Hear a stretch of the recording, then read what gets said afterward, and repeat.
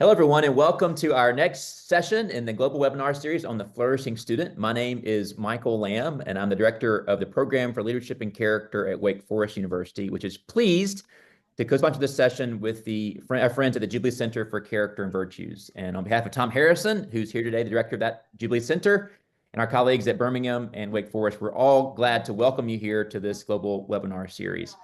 Today, we're honored to have a special set of guests to share more about their work to encourage character and flourishing at the University of Tulsa in the U.S., Jennifer Frey and Matthew Post. So I'll introduce them briefly, and then we'll open up the session to them to share more about their work at Tulsa.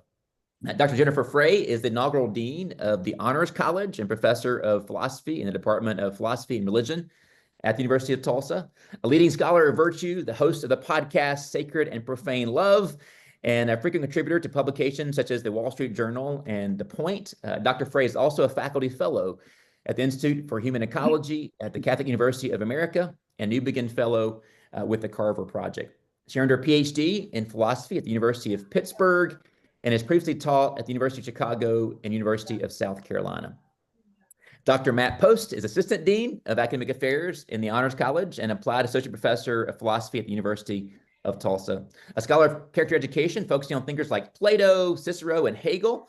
He earned his PhD at the University of Dallas and was the inaugural director of the first graduate K-12 classical teacher formation program in the U.S. He's also founded, developed, and supervised other programs serving education reform. So at Tulsa, he's responsible for helping develop programs in liberal arts, classic text, and character education. So I've known Jen and Matt for years now and have really admired their work to really become leading voices on how honors colleges can cultivate character and flourishing.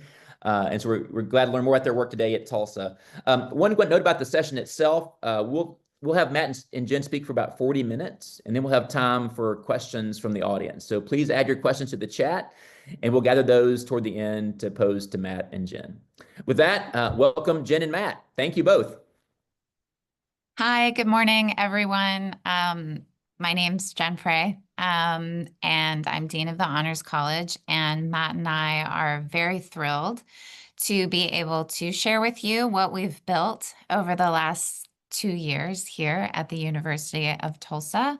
Matt has a PowerPoint to share, so we should probably bring that up really fast, and then we can get going. Okay, so let me tell you just a little bit about the University of Tulsa, just to give you some context for the college that we've been building. So the University of Tulsa, of course, is here in Tulsa, Oklahoma, and we were founded in 1921. Since its founding, the University of Tulsa has grown to 5 colleges. We have arts and sciences, law, engineering and computer science, health and natural sciences, and now an honors college. We are a Carnegie Research II university. And we have 17 Division I sports teams. So we are actually the smallest D1 school in the United States. We have 3,000 undergraduates, so we're a smaller school. And we have 1,000 graduate students. I would say that we're most known for our strength in engineering, computer science, and health sciences. And this, of course, is also reflected in the demographics of the Honors College. We have mostly STEM students here. Now, all honors colleges in the United States started out as honors programs, and it's no different here at UTulsa. So the honors program here was started in 1979 with the explicit aim of attracting a very high quality of student to receive an excellent liberal arts education. The honors program was strengthened and revitalized in 1988 with a very large NEH grant.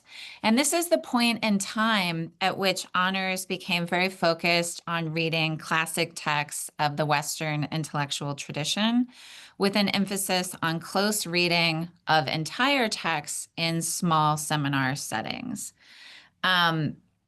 I think the reason why I want to mention this history is because from about the late 80s until now, honors education at Tulsa was more like honors education from its beginnings.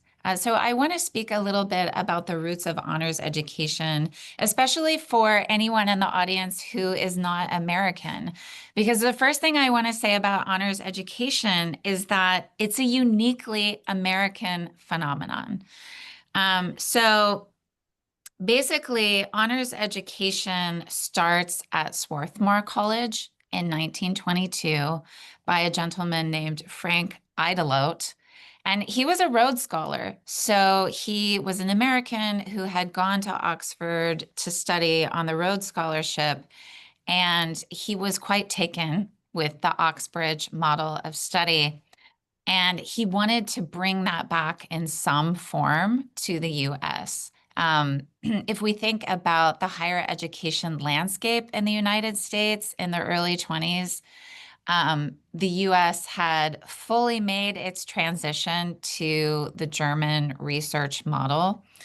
It used to be that universities in the US were not universities, they were liberal arts colleges, very focused on, Pase, excuse me?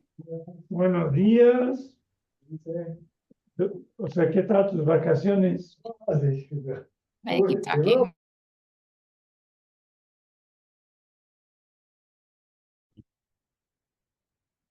Okay. Sorry, Jen, I just muted you to mute everybody.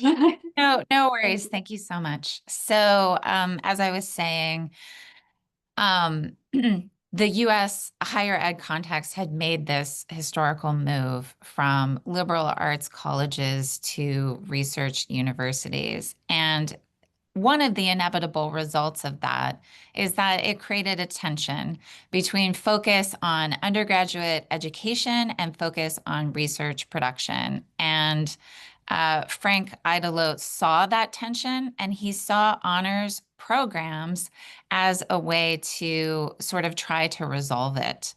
And so he instituted a program for students to join voluntarily if they wanted, that focused on the study of classic texts in a very small tutorial seminar setting. And very soon after that, John Erskine at Columbia University founded its honors program. And that is the Great Books curriculum that every Columbia undergraduate still takes to this day. It's known as the Columbia Core. And this was subsequently the model for the curriculum overhaul that revitalized St. John's College in Annapolis, and also the curriculum at the University of Chicago.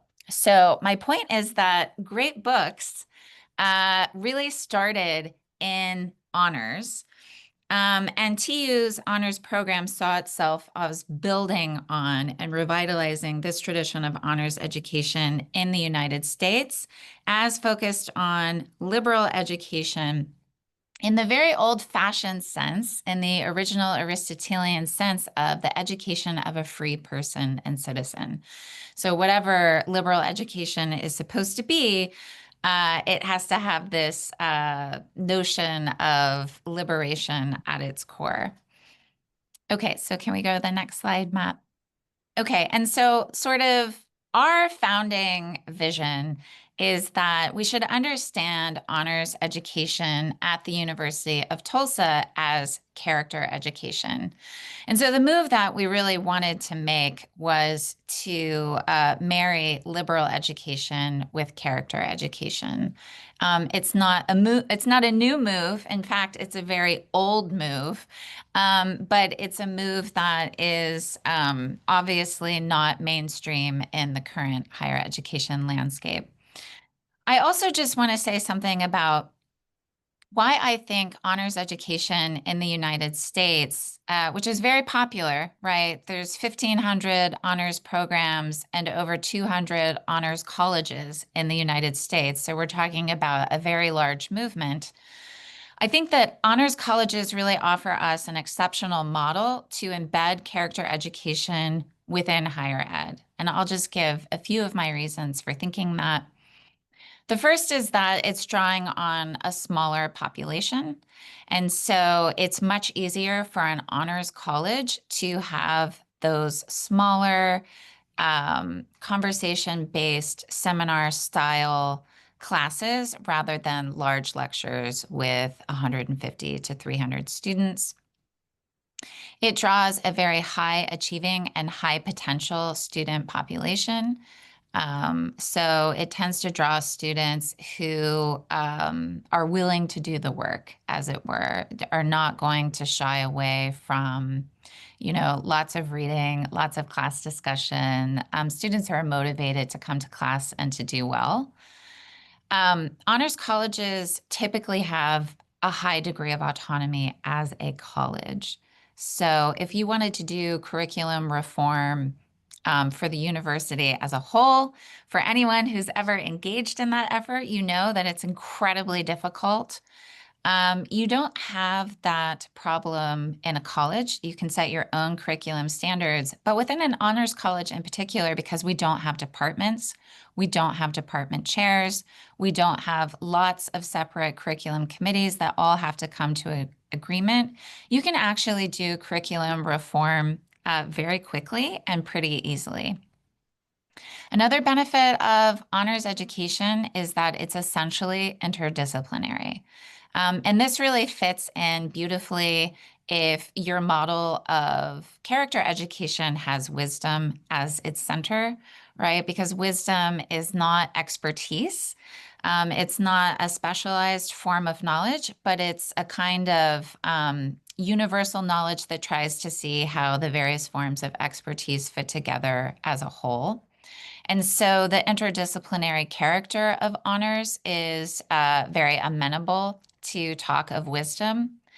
But it's also really great because you can draw professors from all over the university, from all the different colleges into a character education project. And that's really exciting and potentially revolutionary for the university as a whole. Another huge benefit of honors education is that typically honors colleges or honors programs will involve some kind of living learning community. Now, for the larger honors colleges, there's almost always an honors dormitory where living in the dorm with other honors college students is mandatory, at least for your freshman year. Sometimes it's mandatory for both freshman and sophomore year, for example, at Baylor. But the beauty of this is that we know that students learn most outside of the classroom. And so if, as in our honors college, they are going through a similar course sequence their first 2 years, they go back to that dorm and they can talk to anyone about what they're reading in class because everyone is reading the same thing. And so you truly have a shared basis for a living learning community. And I think that is the secret sauce of the success in our college, is the fact that the community is much, much bigger than the classroom. The classroom is in fact very small. It's capped at 15 students. And we can do a lot with our students given that they live together. And I'll talk more about what we do with them later in the PowerPoint.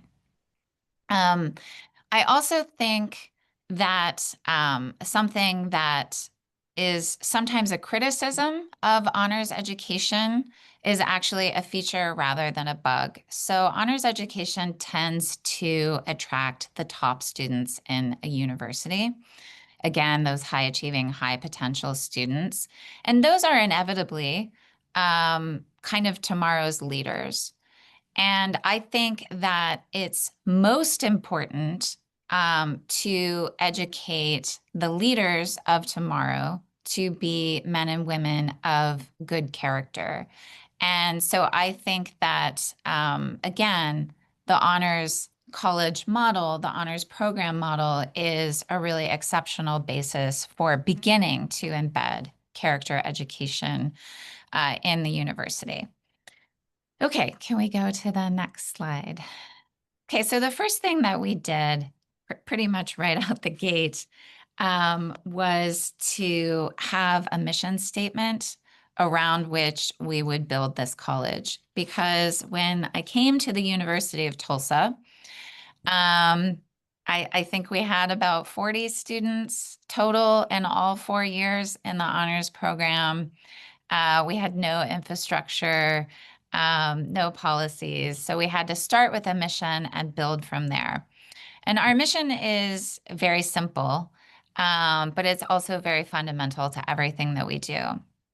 So in the Honors College, we offer an excellent and accelerated general education focused on the study of classic texts in the liberal arts tradition in a vibrant intellectual community that fosters friendship, growth in excellent habits of mind and character, and service to the common good. And if you look at our seal that we had created for the Honors College, there's a lot of symbolism going on there. First of all, you can see in Latin our 3 main goals, which is wisdom, virtue, and friendship. We have the Owl of Minerva, who's sort of the unofficial mascot of the Honors College. And that symbolizes both patience and wisdom, and works together with the other symbolic elements in the seal. So you have the torch, which represents both liberty and tradition. The open book symbolizes study and knowledge. And the laurel leaf crown symbolizes the laureate, right? Or the man of letters. The shield symbolizes honor. And then, of course, the 5-point star represents the 5 tribes of Oklahoma. So we had to have it. We had to have the Oklahoma connection in there. Okay, next slide. Okay, and just building off the mission is our vision statement, just to kind of flesh things out a little bit. So I'll just read it. We believe that education is the cultivation of human potential into human excellence. Therefore, the Honors College offers an integrated, holistic, and transformative liberal education, while also allowing students to pursue a more specialized program of study within any major offered in the university. By studying classic texts within a community that seeks truth and virtue together as common ends, honors students confront the most profound and enduring questions of human existence, as explored by some of the most influential thinkers in our inherited intellectual tradition. Honors students will search for wisdom and an authentic sense of meaning and purpose through the study of classic texts, and they will seek to grow in moral character through their friendships and their service to the broader community. Our goal in honors is to educate our students to lead flourishing lives, no matter what career path they ultimately choose to pursue. So that kind of just gives you the general sense of our vision of education in the Honors College. Okay, next slide. And you can see I just put in here a visual of some of our branding. So our tagline is learn, grow, belong, learn wisdom, grow, virtue, belong, friendship, and community. Next slide. And the rest of the PowerPoint is really just going to track our core values of wisdom, virtue, and friendship. Okay, next slide. Wisdom being first and foremost. Okay, so I want to talk about what happens in the Honors College classroom. So we don't do big lectures, we do small seminars. And again, that's kind of keeping with the historical roots of honors. I think one thing that we're very committed to is the idea that the seminar is an obvious space for growth and certain specifiable virtues.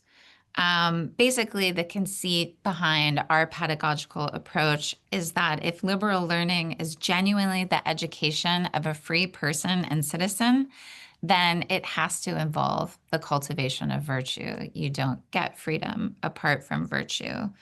And so we try to work on character development in the seminar, recognizing that the seminar is necessary but not sufficient for character development.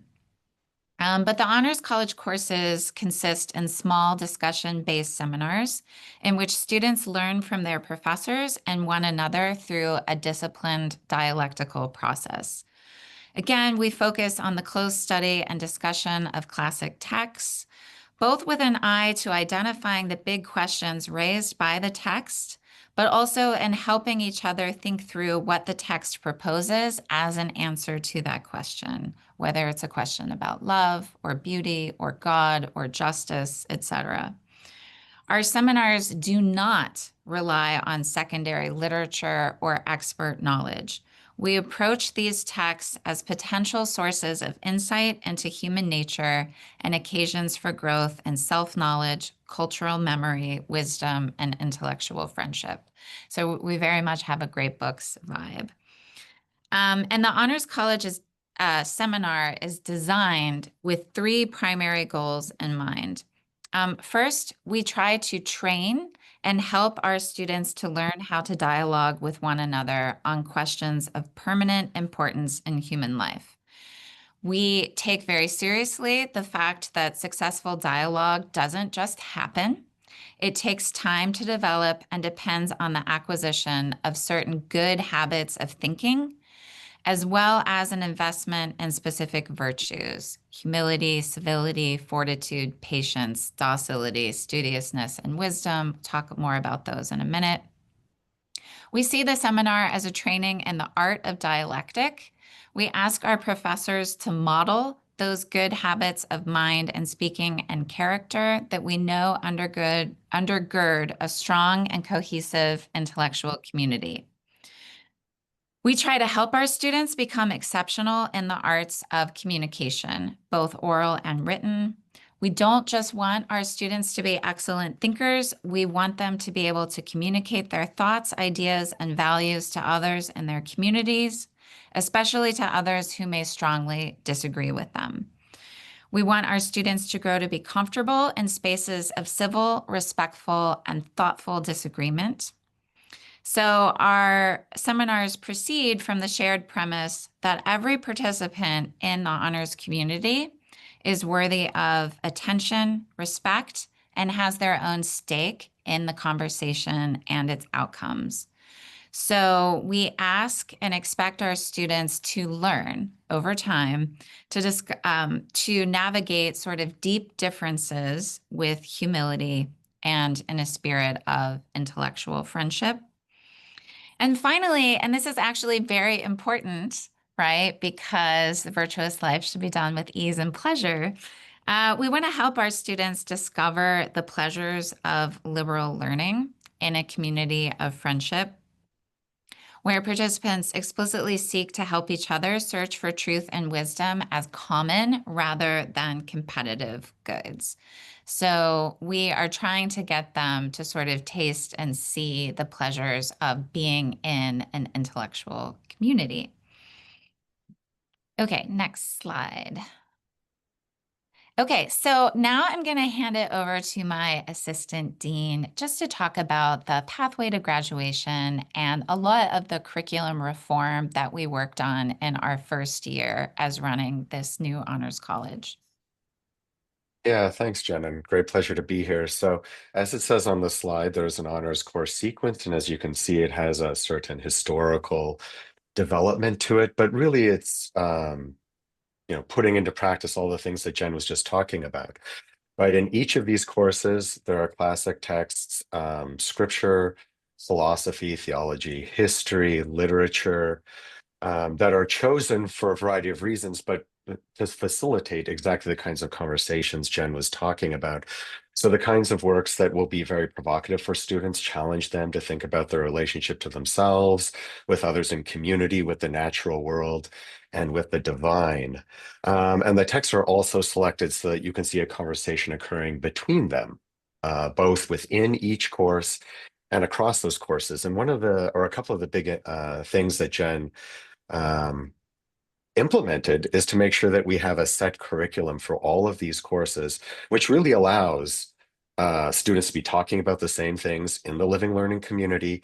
And it also means that when you're teaching the long Middle Ages, you know what texts those students have read in the previous course, and you can structure the conversations around that.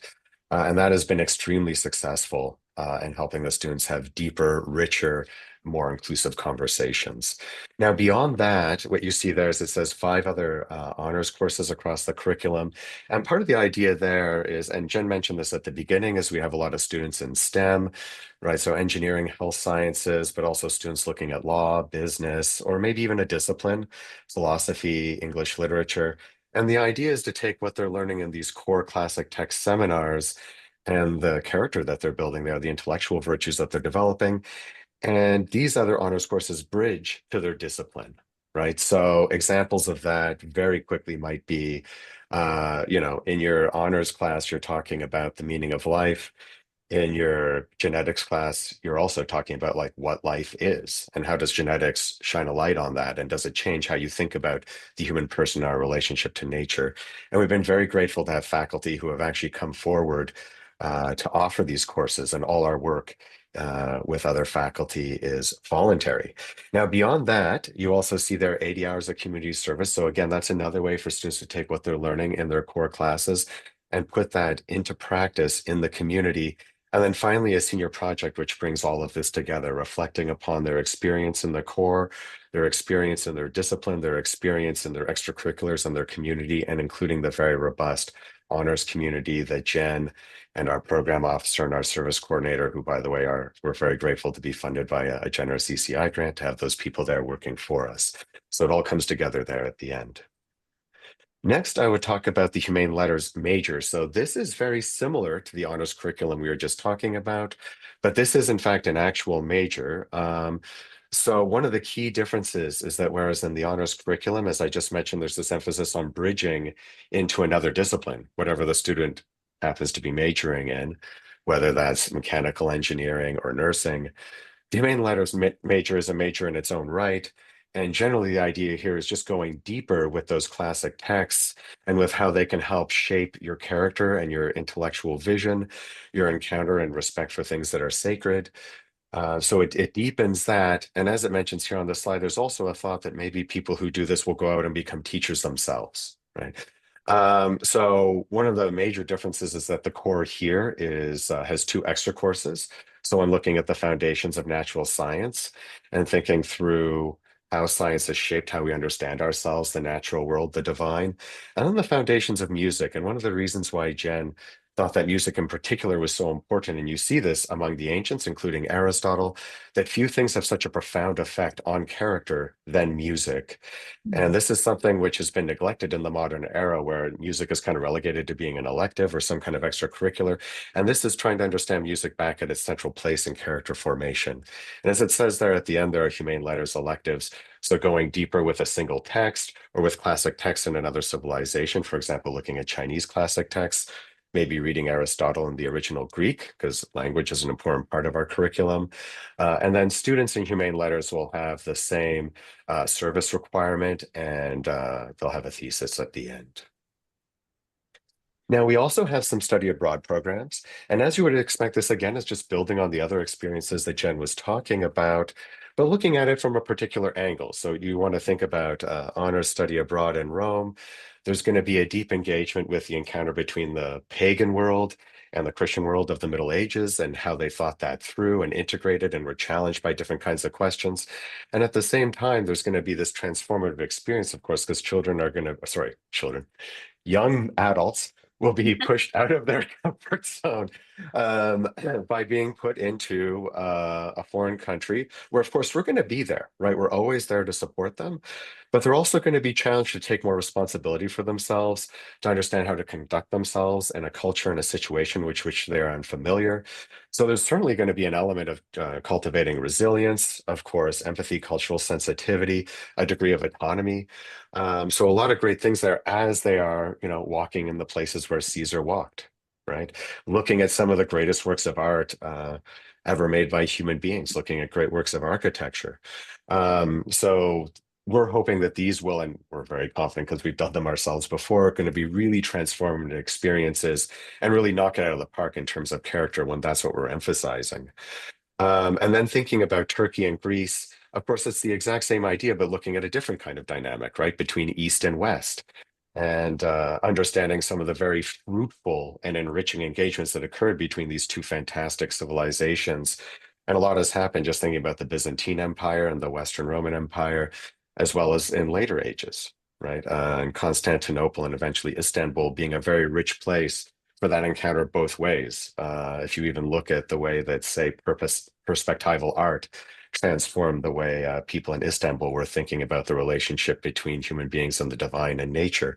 So a lot of very rich encounters that can occur through this trip, but also, you know, walking to the places where people think Troy existed. So the locations of the Iliad, and, you know, being in Athens where, you know, Sophocles, Pericles, Socrates, Plato, and our favorite guy, Aristotle, actually walked and spoke and lectured, and in many ways are the beginning of a lot of the character experiences that we care, or the character education that we care so much about.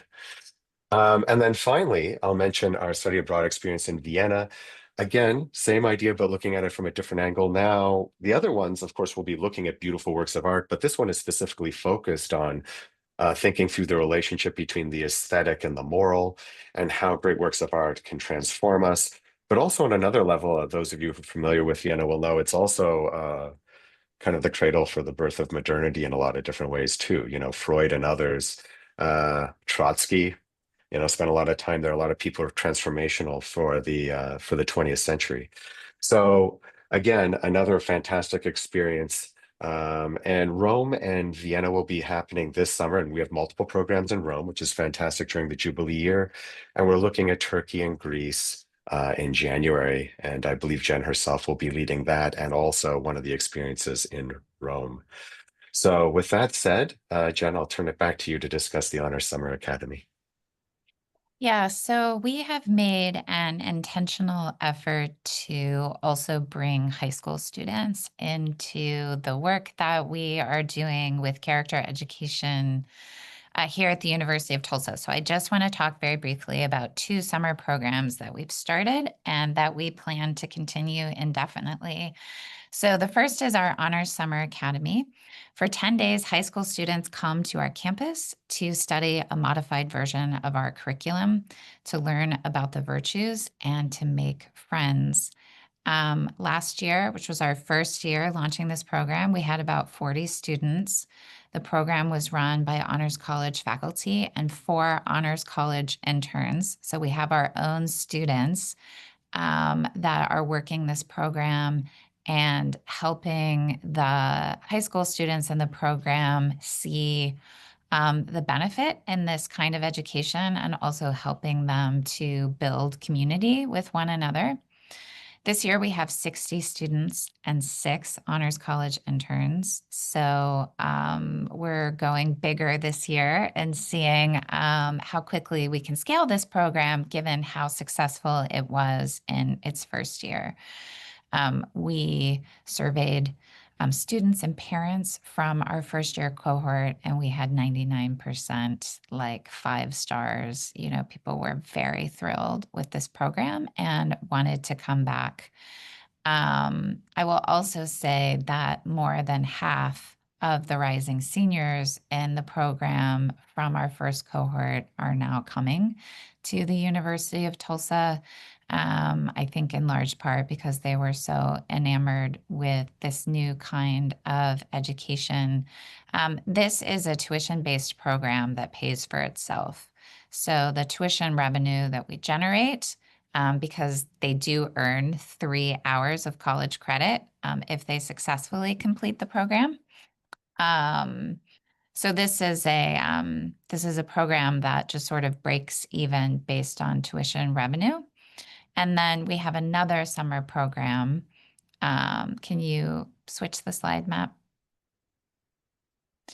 This one is called Freedom, Happiness, and the Common Good. This program is fully funded by the Teagle Foundation for the next 3 to 4 years.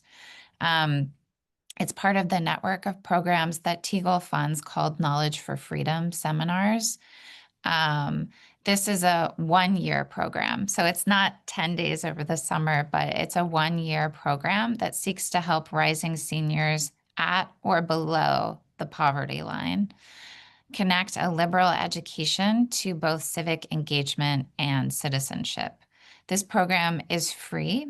In fact, we pay our students a stipend of $1,500 over 3 installments throughout the year, assuming that they are successfully completing the program. And it's only open to Tulsa public school students.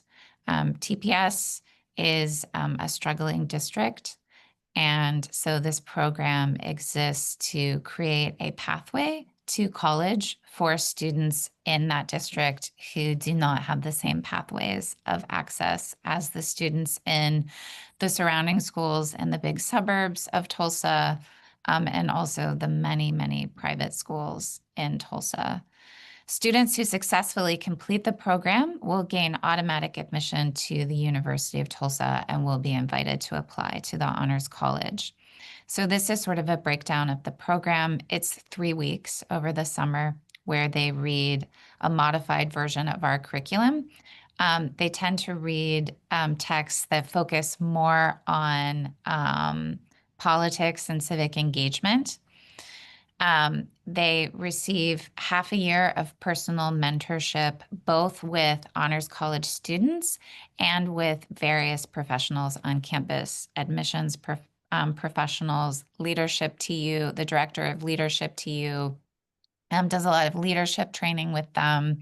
The Office of Civic Engagement does work with them, et cetera. And then half a year of civic engagement training. So basically, they come back to campus twice a month, August through December, and they work on sort of personal leadership development, character development, college preparedness, helping them get their admissions applications together. And then the second half of the year is really focused on civic engagement. Part of the program, they have to put on a civic engagement project. So we break them up into smaller groups. The smaller groups come up with their own civic engagement project that they then execute throughout the second half of the program. This is staffed by Honors College faculty, professionals from student resource professionals from throughout the university, and also Honors College students. Those Honors College students also work the 3-week summer seminar. It ends with a gala where students make a presentation and they talk about their experience, they talk about where they're going to go to college, and they talk about their civic engagement project that they developed and executed over the course of the year. Okay, next slide.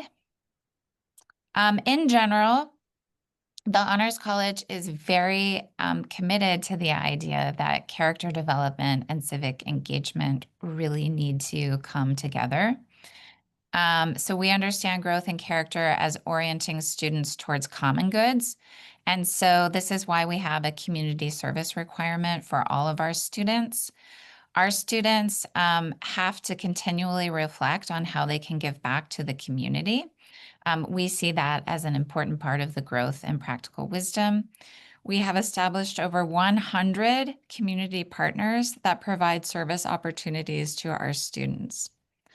This year, our students have logged nearly 600 service hours since October. Why October? Because October is when we hired our full-time service learning coordinator. Thank you, Wake Forest and ECI, for allowing us to do that. Okay, next slide. Virtue, right? This is the heart of the matter. Next slide. So we have an Aristotelian approach to virtue. I could say a lot about this, and I'm happy to say more in the Q&A, but with Aristotle, we take the virtues to be excellent habits of thinking, reasoning, and knowing, the intellectual virtues, and also excellent habits of feeling, desiring, and acting, the moral virtues. Alongside Aristotle, we think that virtue is more than knowledge, that you can't just become virtuous by reading a book on virtue, and you can't become a good person just by wanting to be a good person, sadly. It takes a lot of habituation. and that we need to work on the whole person in an integrated way through a variety of classes and programming. Like Aristotle, we believe that virtue is developed and expressed in community, especially the bonds of friendship. We think that we need to name the virtues that will help a community of liberal learners flourish. That is our community at the University of Tulsa. What virtues are necessary for a community of liberal learners to flourish? And then we focus on character really in every aspect of the Honors College. Again, that goes back to our mission as being essential for us. Next slide. And again, we are trying to bring together classical liberal education and character education and see them as one and the same. We think that higher ed has become unduly focused on the goal of getting a career, privileging the servile arts. I think we have forgotten that a liberal arts education is supposed to make students free as human beings and citizens. And of course, we think that if an education is truly liberating, then it has to involve the cultivation of character and a vision of human flourishing, right? So we ask our students to cultivate a vision of the good life. We're very intentional about that. We ask them to reflect on what they think is true, good, and beautiful and why, and to work on traits of character that will help them to achieve that vision. Next slide. And part of this is we have redeveloped some of the standard courses here at TU for freshmen. And so I will let Matt talk about how we reimagined the first year experience course, which is mandatory for freshmen. Yeah, thanks, Jen. So the original honors, the original first non-honors first year experience, as it says here, focuses on academic and personal development and skills building. There is a certain emphasis on resilience in the original course, and it's a fantastic course and very helpful for students. But as Jen said, the honors version adds a very important dimension on character to do with the cultivation of intellectual and moral virtue. Of course, it begins by appreciating the nature of the human person, the foundation for understanding character. And from there is going to go through character education practices that are familiar to many of you. For example, developing virtue literacy through dialogue, one of the 7 strategies, of course, going back to the work of Michael and his collaborators. Very important, right, to start to develop that understanding of virtue language that can then inform the conversations that we have later. And then, of course, as is already at the heart of this course, is reflecting upon one's academic and life ambitions, but really thinking through the meaning, means, and conditions for flourishing, both for the individual student, for their friends, and for the community around them. This course will be primarily filled with students that do an entry experience in Rome. So incoming freshmen will do that with Jen and one of our outstanding faculty, Don Prudlow. So we'll be building upon that transformative experience abroad. And of course, it will, as with all of our courses, integrate selections from classic texts, like from Aristotle and Alistair MacIntyre. Thanks, Jen. Yep. Next slide. Okay, so just really quickly, the 10 core virtues that we have named for a flourishing community of liberal learners in Tulsa. On the moral virtue side, we have patience, fortitude, hospitality, gratitude, and civility. And on the intellectual virtue side, we have humility, studiousness in the old-timey sense of studiositas, theoretical and practical wisdom, and docility. So I will go through these pretty quickly just for the sake of time. Next slide. So first, the moral and civic virtues, patience, right? We need to be patient with one another in the seminar in particular, but I would say we need to be patient with one another as freshmen going to college. This is when we have roommates for the first time. For many of our students, it's the first time they're sharing a living space. And so that's just a disposition to face challenges and forms of suffering with equanimity. Fortitude, I don't think that I'm going out on a limb and saying that young people are a little lacking in fortitude today. And this is a disposition to endure difficulties and threats for the sake of the good. Hospitality, This is very, very important to us. So this is cultivating a disposition of welcoming of others as valued members of our community. We want to be hospitable to every student in the seminar space and also in our living learning community. Tulsa is a university that is private, it does not have a religious character to it. And we have all kinds of students. And so hospitality is very, very key for us. Gratitude, that's obviously just a disposition to perform acts demonstrating recognition and appreciation for the good things one has received from others and a willingness to give good things in return. We think that gratitude is very important, especially for students who have been very successful academically. It's important for them to recognize how much they have received and how much they need to give back in return. Civility, it's just so fundamental. A disposition to perceive others as moral equals so that we treat them with respect that they are owed. So much of what goes wrong with disagreements on our college campuses these days has to do with a complete vacuum where civility ought to be. And so we really stress civility as fundamental. Next slide. The intellectual virtues, humility. We all know from Plato that wisdom begins in humility. Studiousness, in the old-timey sense of a disposition that moderates our appetite to know so that it's properly motivated and directed. And in this case, we encourage them to be directed towards wisdom rather than the typical directions that the appetite for knowledge is aimed at, namely social ambition, power, and domination. We focus on both theoretical and practical wisdom. I've already talked about those. And then docility. Docility is one of those that everyone wants explained, so I'll say more about it. That is a disposition to be receptive to learning from others who are more experienced and more knowledgeable than us. It's related to humility. And it's born by a recognition that we depend on others to grow intellectually. And so this is really giving respect to our professors, giving respect to those who have just lived more life than us, and giving respect to others who have, maybe a different perspective. Okay, next slide. Teaching virtue, how do we do that? Well, we learn and discuss virtue concepts in our seminars. We model virtues in our seminars and in our community engagement. We have character-oriented assignments. We do lots of journaling that encourages deep reflection. We orient our seminar discussions into how these ideas affect our lives. We point to virtuous exemplars. Of course, we have strong civic engagement. And all of our extracurriculars enforce virtue and friendship. Next slide. Okay, now I'll go through the friendship part. So we have a residential college. All of our students live together in Hardesty Hall. We have a faculty in residence who's dedicated to bridging the gap between our seminars and our student experience.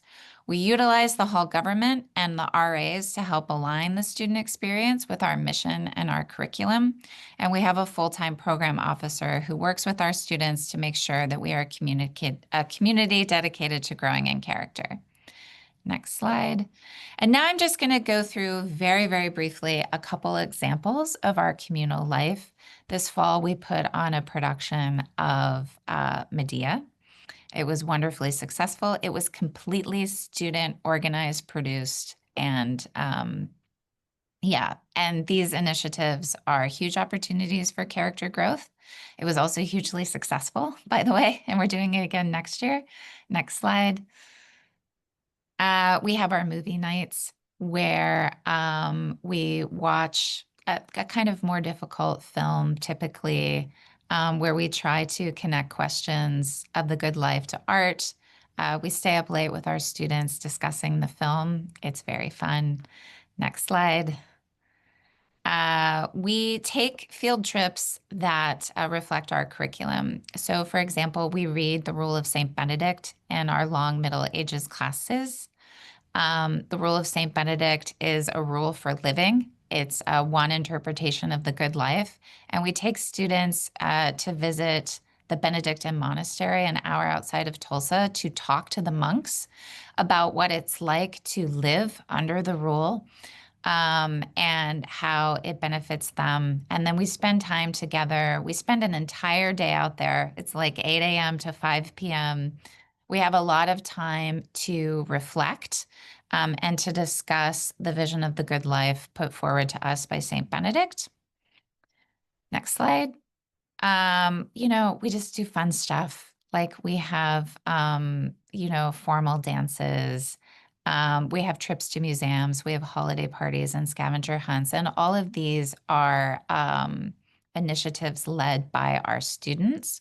We have an Honors Student Association whose goal is to get students to buy into the Honors College mission. You really can't get buy-in except when it's student-driven. Next slide. We have an annual conference every year. It always comes out of our curriculum and is focused on character. This year it was Boethius because it's 1,500 years since his execution. And we read the Consolation of Philosophy. Next slide. And of course, every year ends with convocation. This is when we recognize our graduating seniors. And at our convocation, we have gratitude bowls where, as you can see, our students write cards of gratitude to everyone at the university that has impacted them. This is a hugely popular practice. I just got all of my gratitude cards yesterday. It's really meaningful. And of course, the professors write them as well. Next slide. This is just going over what we have accomplished. I will just kind of lead. You can look over this slide at your own leisure. Next slide. We put together an academic advisory board that has really helped us kind of grow out our mission and promote the work that we're doing. And that's it. The last slide is just, let's open for question, and it has our contact information. So thank you for listening. Great. Thank you all, Jen and Matt, for just a really terrific presentation and a really comprehensive view of what you all are doing to really educate wisdom, virtue, and friendship at Tulsa. So thanks very much. We have a lot of questions today. I know we only got 5 minutes left. So I do want to call on Mark Cannell if he wants to unmute Mark and ask your question. Hello, good morning to everybody. I really appreciate Jen and Matt and your presentation. My question is actually from a discussion with my daughter. She attended St. John's College, and one of her things was the rigor of the Great Books program was excellent. She really loved it. But one of her observations was that the tutors often refrain from intervening in discussions, especially when students began to support ideologies that they found in the classic text, but might be considered morally questionable today. So kind of my question is, with the Socratic seminar really building the skill to defend your point of view, should there be a greater responsibility on tutors to guide discussions in a way that encourages that critical evaluation of those ideas? Yeah, so we are intentionally different from St. John's in our focus on character education. You get a lot of blank stares when you talk to a St. John's tutor about, how liberal education and character education are kind of the same thing. That is not what they take themselves to be doing, and they really shy away from any talk of virtue unless you're just reading Aristotle. So I would say we are much more intentional about that. But we do try to let our students really air their, ideas, to have healthy debate. We don't really tell them what to think. We try to encourage them how to think, but we are very intentional about, character being fundamental to us. So in that sense, I would say we're very different from St. John's. Matt, you might have something to add to that. No, I think you said it perfectly. And Okay. since we're short on time, I'll Yeah. let the next question go. Thanks, Okay. Jen. Great. Steve Galtney, you have a question for Jen and Matt. Yes, thank you both, Jen, and thank you, Matt. That's very inspiring and also exciting the work you're doing. I was wondering, just you talked about some of the intellectual traditions. I think, Matt, you talked about also looking at other kind of non-Western intellectual traditions. You mentioned Confucius, and wondered to what extent you try to incorporate that into your program.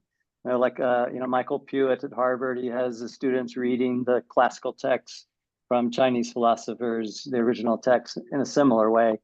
I spent born and raised in Africa. The African tradition is a very oral wisdom tradition still.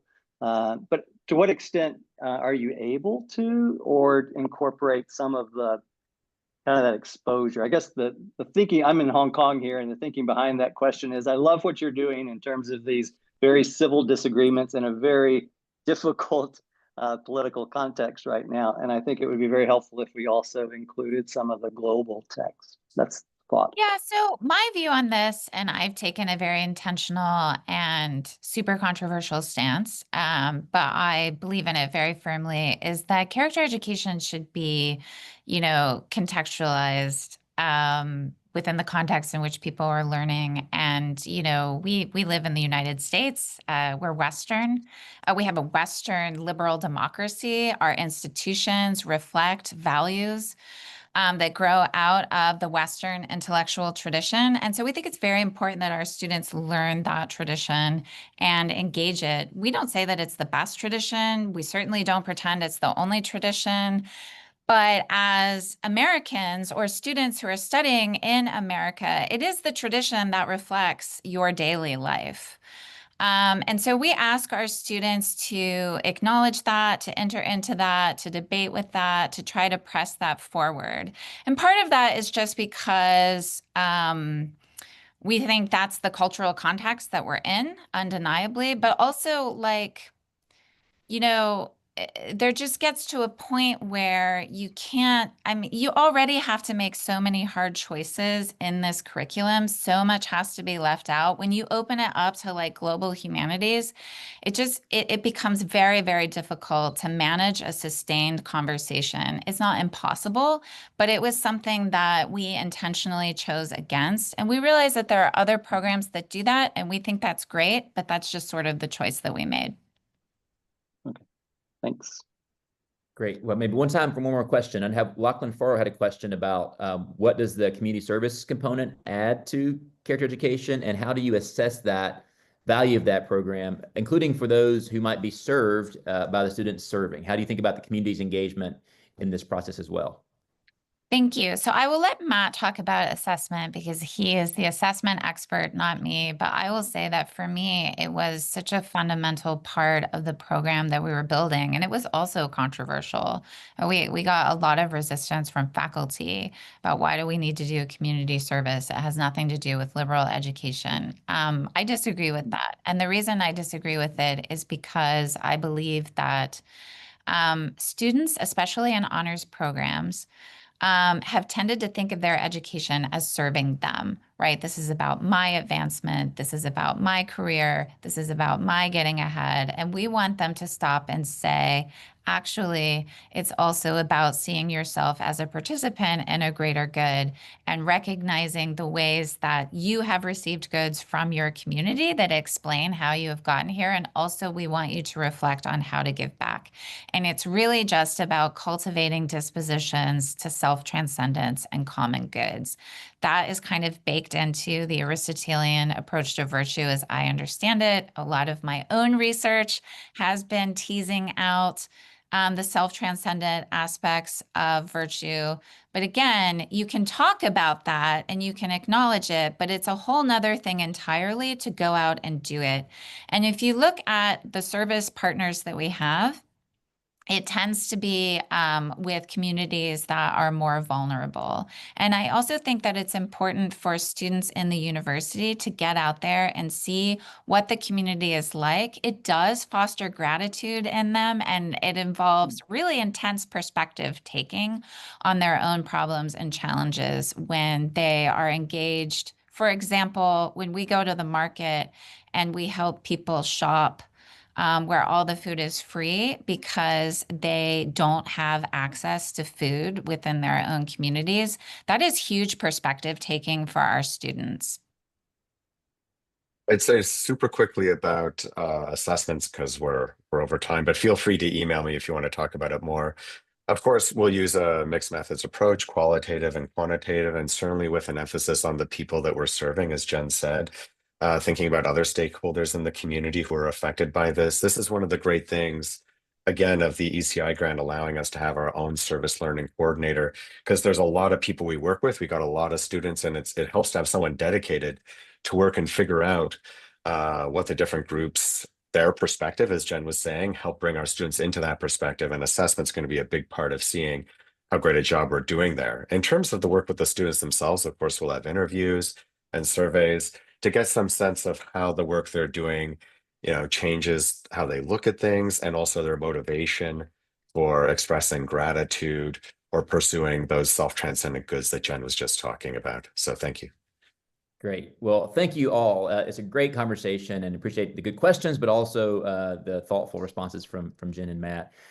So thank you all very much. We do have our next session coming up on June 10th with the University of Hong Kong. So Steve and others will be joining us on June 10th for that session. So we look forward to the next session there and hope to see you all next time. Thanks very much. Thanks, everybody. Thank you so much, everyone. Thank you.